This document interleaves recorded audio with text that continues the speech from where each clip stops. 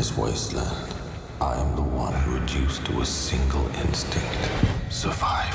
But now that we're beyond Thunderdome, let's talk about Mad Max 4 Fury Road. And I'm a pretty skeptical person by nature. So when Fury Road was announced back in, I think, like 2013, 2014, something like that, I was super skeptical. I was like, okay, Mel Gibson's not coming back. Tom Hardy, the guy who played Shinzon in Star Trek Nemesis, is going to be Mad Max. I can't picture that at all. I think at this point I had not seen Bronson or any of his other movies, but I was like, I'm skeptical. And I remember watching it in the theater and just being completely blown away. I remember loving the movie. I have two problems with it. I feel like there's not enough plot in the movie. I feel like it's a 2-hour action sequence, which a lot of people really like. I like a little bit more substance. I like a little bit more story. And I also really don't like Tom Hardy as Mad Max.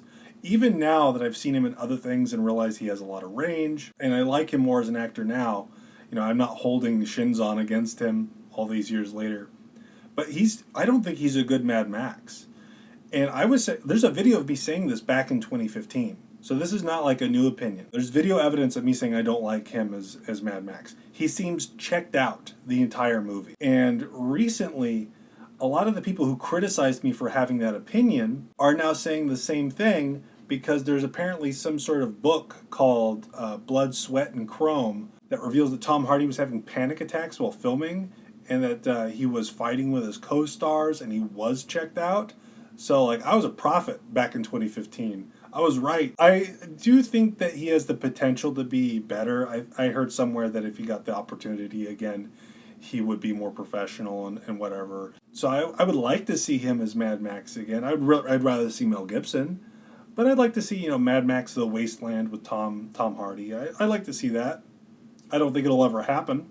I'd like to be wrong about that, though. I'd like to not be a prophet about that. I liked Furiosa as a character.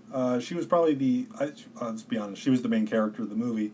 And I thought she was interesting for the most part. The problem was I wasn't too connected in the stakes of the movie, just because it was so action driven and I wanted more from the characters. I think that the Furiosa movie really helped with that, because I think I appreciate Fury Road more because of the Furiosa prequel, which I would have never have guessed.